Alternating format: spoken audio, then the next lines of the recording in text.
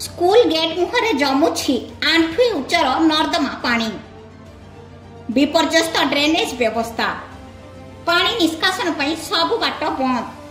समस्या घेर कैलासाही सरकारी प्राथमिक विद्यालय। बारसर पंचायतर मौलिक समस्या को प्राधान्य दि जाऊ नाही। एहीपरि एक अभियोग आसी भद्रक जिला तिहिड़ी ब्लॉक बारसर पंचायत अंतर्गत कैलासाही ग्रामरू। देखंतु आज्ञा कैलासाही प्राथमिक विद्यालय सामने किपरि आंठुए उच्चरे पानी जमी रही। गाँव पानी गड़ी एठारे जमाट बांधुछि। असराए वर्षारे लहड़ी खेलुछि पानी।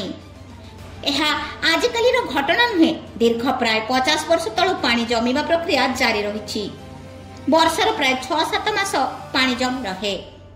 पानी रे पसी छात्र छात्री, शिक्षक शिक्षयित्री विद्यालय को जीवा आसवा करती। छात्र छात्री माने की समस्यार सम्मुखीन हुअंती आसंतु सुनिबा ए बाबद रे ग्रामवासी कोन कहउछंती। प्रशांत दास, मो घर कैलासाही। समस्या पड़ुंट कौन आमर पाठ पढ़ार पानी जमिकी जाऊँगी। आम पिला बेलू देखी आसु पिला पाठ पढ़ी पाना जाऊ जाऊ गुड़ खसी जाऊँगी, गुड़ कटि जाऊँगी, पिला पाठ भी पढ़ी पाना। ये समस्या देखा दूसरी। मेडिकल भी जाऊँ, धर साप बेंग भल मंद या पिला आटेक हो सब आम पिला बेलू देखी आसु पानी सदाबले हो सब वर्ष दीर्घ दिन धरी आम देखी आसो पानी पिला माने सम्मुखीन पड़ुचंती। तापरे आम सरकारी लेवल को भी जनइला भी सरकारी कहते जे आमको हब हब हब बोली कहीकि आम कथा शुणु ना। आम मध्यमित परिवार सदान आम गरीब पिला, आम गरीब सरकारी स्कूल पढ़ाऊच। पढ़ेला भी पिला किए आसूची स्कूल को आसला कि कचाड़ी पड़ी, कार पैंट चिरी होची, कार गोड़ा छोटा होची। छोटा हला परे किए तो फेरी पड़ोची, किए तो मेडिकल जाऊँगी। गला परे आमे चाहूच जे आम सरकार को निवेदन जनाऊँ जे आमर यहाँ रास्ता हवा दरकार। आम पिला केमती सुरक्षित जीवे आसबे। रास्ता नहेले आम स्कूल बंद करूँ। आम शिक्षा मंत्री कति जीवु, पिला को छाड़ब ना। आमर यह दाबी। पानी जमीबार मुख्य कारण हेउछि स्कूल पाखरु निकटस्थ स्थाळंदी नदी को एक बड़ नाळ थिला।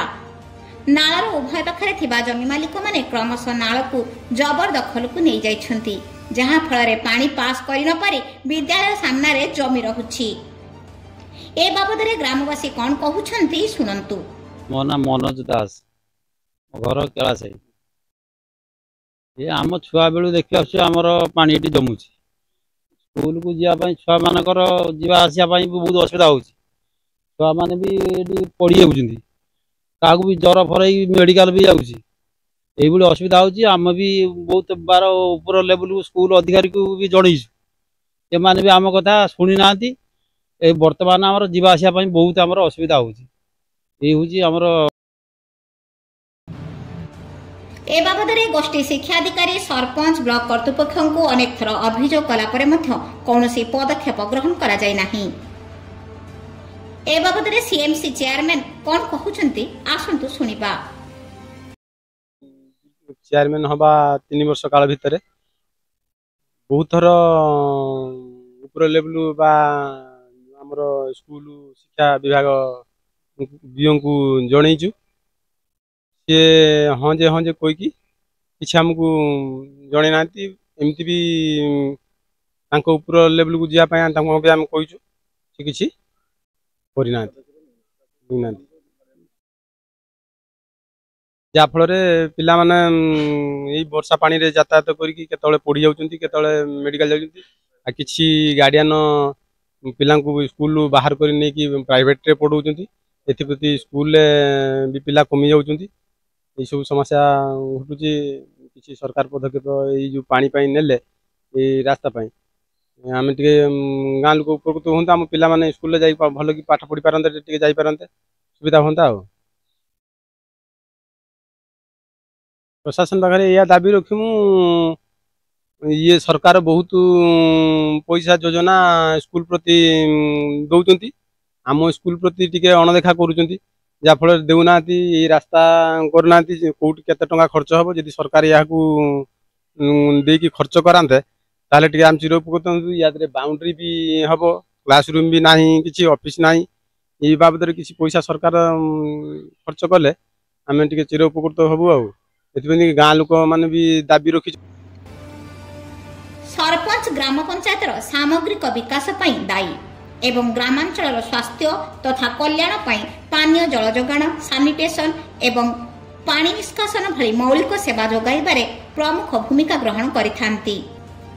ସରପଞ୍ଚ ହେଉଛନ୍ତି ସରକାରୀ କର୍ମଚାରୀ ଏବଂ ଗ୍ରାମ ସମ୍ପ୍ରଦାୟ ମଧ୍ୟରେ ଯୋଗାଯୋଗର କେନ୍ଦ୍ରବିନ୍ଦୁ। ଏହା ବ୍ୟତିରେକ ପଦବୀର ଅବହେଳା ପାଇଁ ସରପଞ୍ଚଙ୍କ ଉପରେ ଆରୋପ ଅଣାଯାଇପାରେ। ତେଣୁ ପଞ୍ଚାୟତ ଓ ବ୍ଲକ ପ୍ରଶାସନକୁ ଅନୁରୋଧ ଉକ୍ତ ସମସ୍ୟାର ତଦନ୍ତପୂର୍ବକ ସମାଧାନର ପଦକ୍ଷେପ ଗ୍ରହଣ କରାଗଲେ ଗ୍ରାମବାସୀ ଉପକୃତ ହୋଇପାରନ୍ତେ। ଏ ସମସ୍ୟା ନେଇ କେଳାସାହି ଗ୍ରାମରୁ ଗ୍ରାମବାସୀ ଏବଂ ଛାତ୍ରଛାତ୍ରୀମାନଙ୍କ ଅଭିଭାବକମାନଙ୍କ ମଧ୍ୟରେ ସୁଶାନ୍ତ ଦାସ, ମନୋଜ ଦାସ, ପ୍ରଶାନ୍ତ ଦାସ, ସୁରେଶ ଦାସ ଏବଂ ଅନ୍ୟାନ୍ୟ ଅଭିଯୋଗ କରିଥିଲେ। କାର୍ଯ୍ୟାନୁଷ୍ଠାନକୁ ଅପେକ୍ଷାରତ କେଳାସାହି ଗ୍ରାମବାସୀ।